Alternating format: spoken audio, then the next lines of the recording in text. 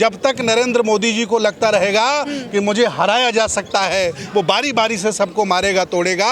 एक ही तरीका है कि शासक स्वीकार कर लो। मैं फिर निवेदन कर रहा हूँ, रसिया के लोग जिंदा हैं, चाइना के लोग जिंदा हैं, क्योंकि वहाँ व्लादिमीर पुतिन जब तक जिंदा रहेगा शासक रहेगा, शी जिनपिंग जब तक जिंदा रहेगा शासक रहेगा। उसी तर्ज पर भारत जा रहा है। ये चुनाव ये जितने वोट पड़ रहे हैं, चुनाव पड़ रहे हैं, ये छलावा है।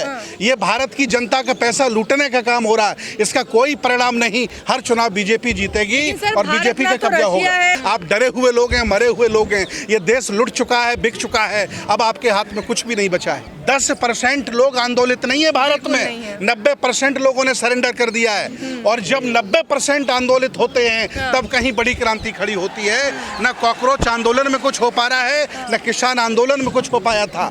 देखिए, भारत के जो छात्र हैं इनकी मांग जायज है, लेकिन ये बहुत डिले हो गया, बहुत देर हो गई है। एक बहुत कहानी आप लोगों ने सुनी होगी कि जब जंगल में आप जा रहे हों और शेर आपको घेर ले तो आप कुछ कर नहीं सकते, जो कुछ करता है वो शेर करता है। आज हालत भारत की ऐसी हो गई है। मैं हाथ जोड़ कर के निवेदन करता हूं भारत के लोगों से कि देश के प्रधानमंत्री जी को परमानेंट राजा महाराजा घोषित कर दें, उनको अपना शासक मान लें। और अगर ऐसा वो नहीं करेंगे तो आज छात्र मारे जा रहे हैं, पहले किसान मारे गए, धीरे धीरे सबका नंबर आएगा। चूँकि अब वो लोग यहाँ रुकने वाले नहीं हैं, वो चाइना और रसिया की तर्ज पर भारत को स्थापित करना चाहते हैं। ये भलाई होगी, चाहे वो कॉकरोच हों, चाहे मेरे जैसे सन्यासी हों, और चाहे कोई भी हो, वो नरेंद्र मोदी जी को इस देश का परमानेंट श्री 1008 श्रीमंत नरेंद्र दास दामोदर मोदी महाराज स्वीकार कर लें। अगर वो ऐसा नहीं करते हैं तो मारे जाएंगे, काटे जाएंगे, कोई बचाने वाला नहीं है। अब ये देश नहीं बचा है, ये देश लोकतंत्र नहीं बचा है, यहाँ कुछ भी नहीं बचा है। और मैं 10 साल से चिल्ला रहा हूँ कि ये अब यहाँ रुकने वाला नहीं है।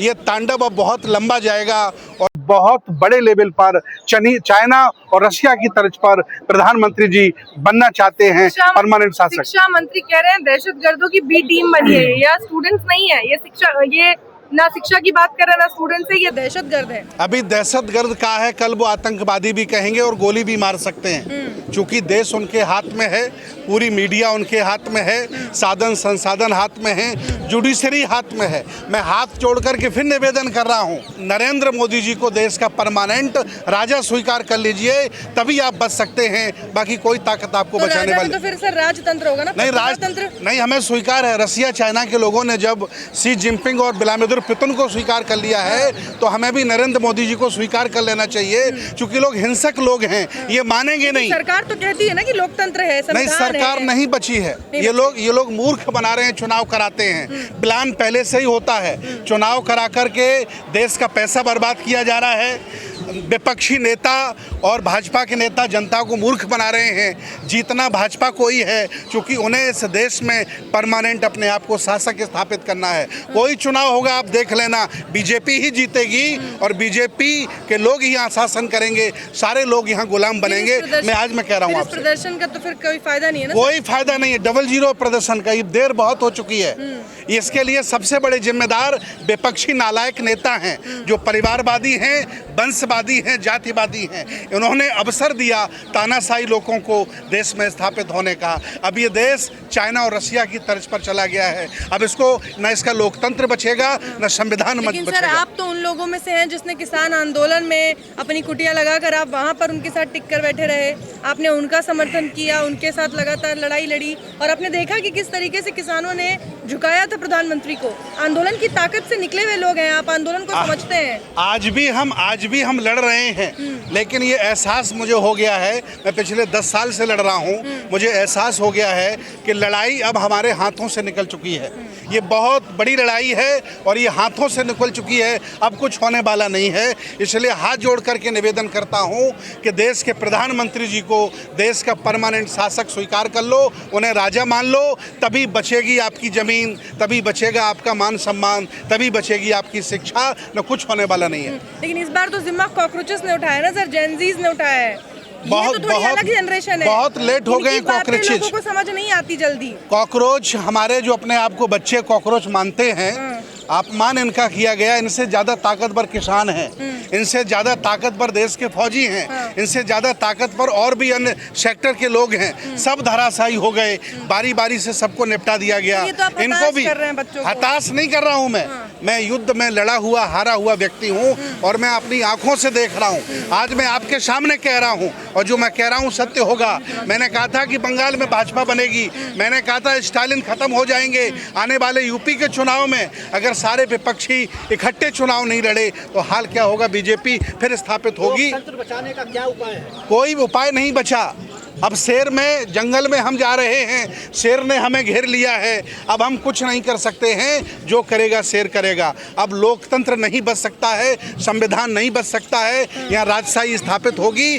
और ये मैं कह रहा हूँ, ये भाजपा चाहती है और वो करके दिखा रही है। हिंदू राष्ट्र तो बनेगा ना सर? हिंदू राष्ट्र तो सुरक्षित रहेंगे, बिल्कुल हिंदू राष्ट्र बनेगा। सारे धर्म के लोग यहाँ सुरक्षित रहेंगे। एक्चुअली जब तक नरेंद्र मोदी को ये डर बना रहेगा कि मुझे हराया जा सकता है, तब तक वो बारी बारी से सबको कूटता पीटता रहेगा। जिस दिन उसे लग जाएगा कि मुझे अब कोई हरा नहीं सकता है, मैं जब तक जिंदा रहूंगा, 100 साल तक वो जिंदा रहेंगे। अभी 25 साल उन्हें देश पर शासन करना है, इसलिए लड़ना बंद करो और कुछ करना हो करो। ये सब बेकार की बातें हैं। चाइना और रशिया की तर्ज पर भारत जा रहा है। सर क्या करे, सरकार ने कुछ करने लायक छोड़ा है?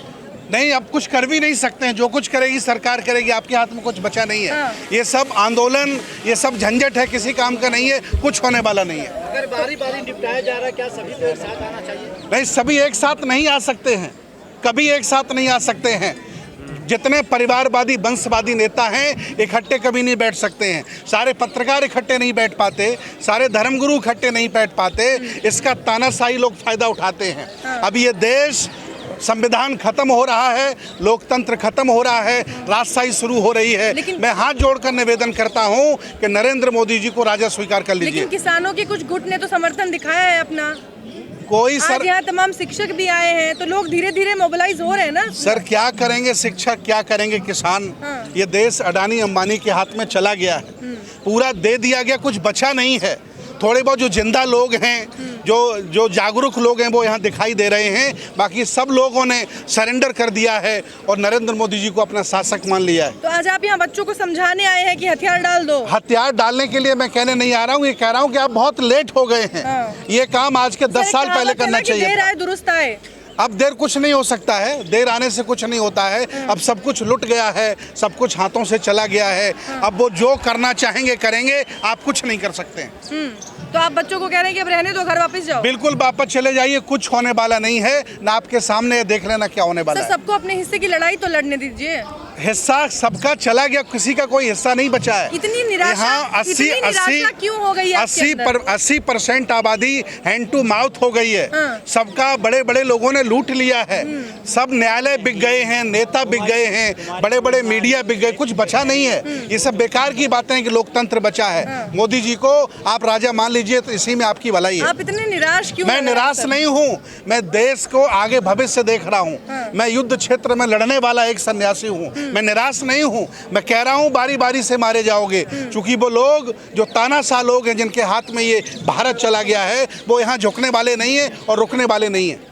तो बस आपके हिसाब से मोदी जी को अपना मान ले, सब कुछ अगर मोदी जी को अगर आपने अपना शासक मान लिया, राजा मान लिया, तो बतौर पिता वो फिर अत्याचार करना बंद कर देगा। जब तक उनको भय बना रहेगा कि मुझे हराया जा सकता है, मुझे जेल भेजा जा सकता है, वो बारी बारी से लोगों को मारेगा, बारी बारी से लोगों को निपटाएगा। इसलिए आप स्वीकार कर लीजिए कि भाई जब तक तुम जिंदा रहोगे देश पर राज करो, कम से कम लोगों को चैन से रहने दो, कम से कम परीक्षाएं होने दो, कम से कम जो चल रही व्यवस्था उसको चलने दो। सर आप तो बौद्ध धर्मावलंबी हैं, सन्यासी हैं, आप तो हर निराशा की चीज में भी आशा। मैं ये निराशा नहीं कह रहा हूँ, ये आपको कठिन से कठिन समय में मार्ग दिखाने का ये आपको निराशा लग रही होगी, मैं सच्चाई बता रहा हूँ। जब तक नरेंद्र मोदी जी को लगता रहेगा कि मुझे हराया जा सकता है, वो बारी बारी से सबको मारेगा तोड़ेगा।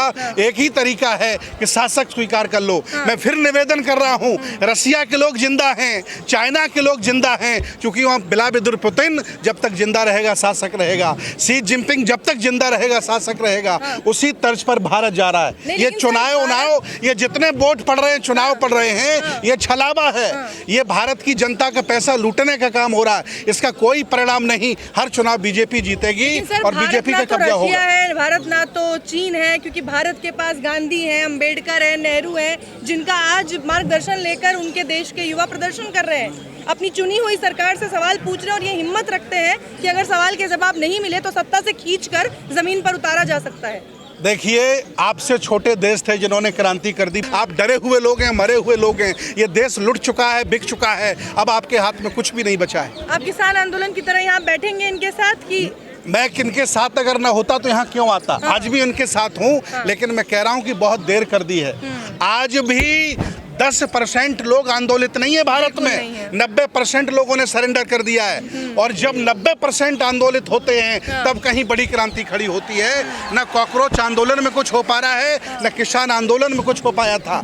और उतने भी आंदोलन हुए, इसमें भी यही हुआ कि बहुत कम लोग जागे, बाकी सब लोग सरेंडर कर गए, गुलामी कर गए। अब कुछ होने वाला नहीं है। नरेंद्र मोदी को शासक मान लो, तभी आप बच पाओगे, नहीं बारी बारी से मारे जाओगे। बहुत बहुत धन्यवाद।